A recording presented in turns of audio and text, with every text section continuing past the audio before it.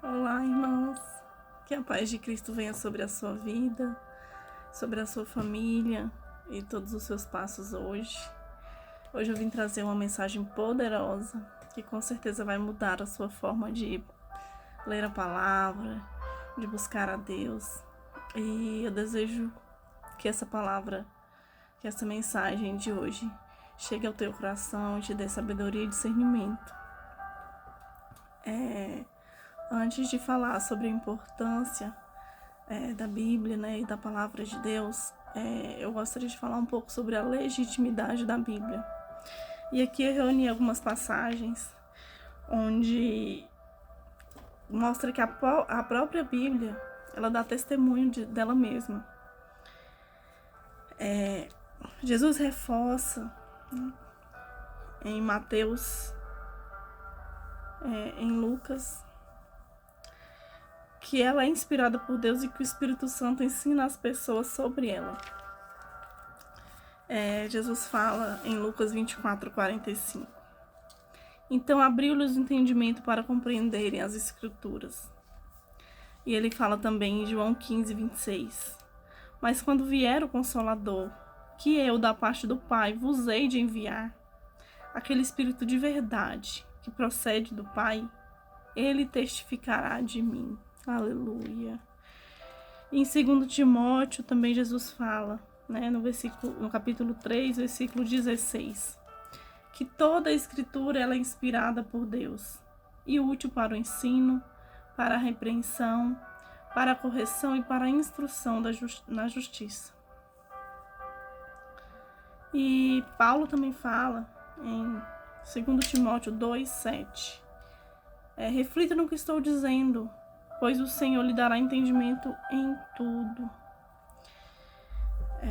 Então, queridos, em Hebreus também fala, né, em Hebreus 8:10, essa é a aliança que farei com a comunidade de Israel depois daqueles dias, declara o Senhor. Porém minhas leis em suas mentes e as escreverei em seus corações. Serei o Deus deles e eles serão o meu povo. Então a própria Bíblia ela dá testemunho de si mesma.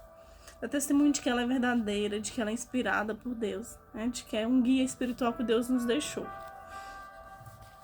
E esse testemunho interno na Bíblia também estão escritas, né?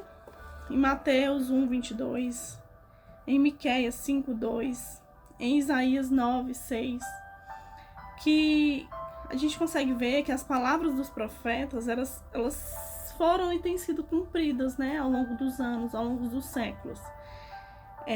Jesus também chamou os livros de Moisés e dos profetas de escritura. Eu vou deixar para vocês os versículos onde está escrito. Pedro classificou as cartas de Paulo como escritura, junto com o restante, né, já reconhecido. Paulo tem, né, ele, nas suas cartas, ele mostrava que ele tinha consciência da inspiração dos seus escritos. João relata as palavras do Senhor e lança maldições sobre quem alterá-las ou não reconhecê-las. E as afirmações nas Escrituras, elas nos dão a plena convicção, queridos, da atuação soberana de Deus na formação e conservação, né, do livro. E assim, as Escrituras, elas são necessárias. Ela é necessária para que a gente conheça o Evangelho, para que a gente conserve a vida espiritual e para conhecer a Deus. Então, a Bíblia é necessária para conhecer o Evangelho em que sentido, né? Paulo escreveu, porque todo aquele que invocar o nome do Senhor será salvo. Como, porém, invocarão aquele em quem não creram? E como crerão naquele de quem nada ouviram? E como ouvirão se não há quem pregue? E assim a fé vem pela pregação, e a pregação pela palavra de Cristo. Então, queridos, aqui está nos mostrando, né, que nós precisamos invocar o nome do Senhor. E precisamos crer. Né? Precisamos crer. À medida que a gente crê, a gente consegue invocar o nome do Senhor. E precisamos ouvir sobre Jesus, né? E para que a gente ouça, precisa ter alguém que pregue. Porque assim diz que a fé ela vem pela pregação e a pregação pela palavra de Cristo. E a Bíblia também, queridos, ela é necessária para sustentar a nossa fé espiritual. Jesus disse em Mateus 4, no capítulo 4, no versículo de número 4: não só de pão viverá o homem, mas de toda palavra que procede da boca de Deus. Aqui Jesus indica que nossa vida espiritual é sustentada pela oração, né? Pela porção diária da palavra de Deus. Assim como a nossa vida física também é sustentada pelo alimento físico. Então nós precisamos dessa porção diária da palavra, nós precisamos dessa porção diária, né, para a gente alimentar o nosso espírito. E também a Bíblia é necessária para o conhecimento seguro da vontade de Deus. Porque assim, se não existisse a palavra escrita de Deus, não poderíamos alcançar a certeza da vontade de Deus por nenhum outro meio. Fosse consciência, conselhos de outras pessoas, testemunho íntimo do Espírito Santo, mudanças nas circunstâncias ou do uso da razão e do bom senso santificados. Nós precisamos, ter certeza, certificar dessa verdade.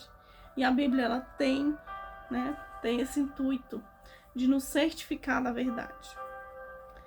Mas, queridos, a Bíblia não é necessária para a gente saber se Deus existe, para a gente acreditar que Deus existe. Porque a revelação de que Deus existe, ela vem por meio de outras coisas também. Da própria natureza, A natureza é o Deus revelado. A própria criação nos mostra a existência de Deus, O céu, nos Salmos, Davi diz: os céus proclamam a glória de Deus e o firmamento anuncia as obras de suas mãos. Então, quem olha para o céu vê um testemunho vivo da criação, Um testemunho vivo da presença e existência de Deus em todas as coisas. Se você tem a oportunidade nesse momento, olhe para o céu aí. Eu também estou fazendo isso. Você consegue imaginar o homem tendo feito algo tão maravilhoso? Olha essas cores, é azul, tem nuvens, muda de tons ao longo do dia. Queridos, não tem como a gente não testificar, a gente não perceber na própria natureza a existência e a presença de Deus em todas as coisas. Em como, desde a coisa, o menor grão de areia até o grande céu, os grandes céus, o grande céu, que Deus fez todas as coisas. E também a gente pode testificar, testemunhar a existência de Deus até mesmo pelo homem, por nós, até hoje, existem várias teorias evolucionistas, teoria da criação do mundo, da evolução do homem, mas ninguém consegue provar que eles na íntegra, provar na íntegra que não foi Deus que criou o homem, Isso aí perdurou por anos e anos e anos, mas a gente sabe, a gente sabe que Deus criou o homem. Isso está descrito lá em Gênesis, onde Deus fala que criou o homem do pó da terra, e que do pó viemos e que para o pó voltaremos.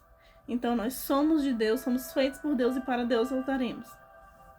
Então, assim, a Bíblia, ela pra gente é um guia de como nós devemos buscar, de como nós devemos, cumprir a vontade de Deus. Então, se você, tem a vontade de conhecer mais de Deus, de conhecer a verdade de Deus, de ter mais intimidade com Deus, de se alimentar espiritualmente, você precisa ler a palavra ou ouvir a palavra.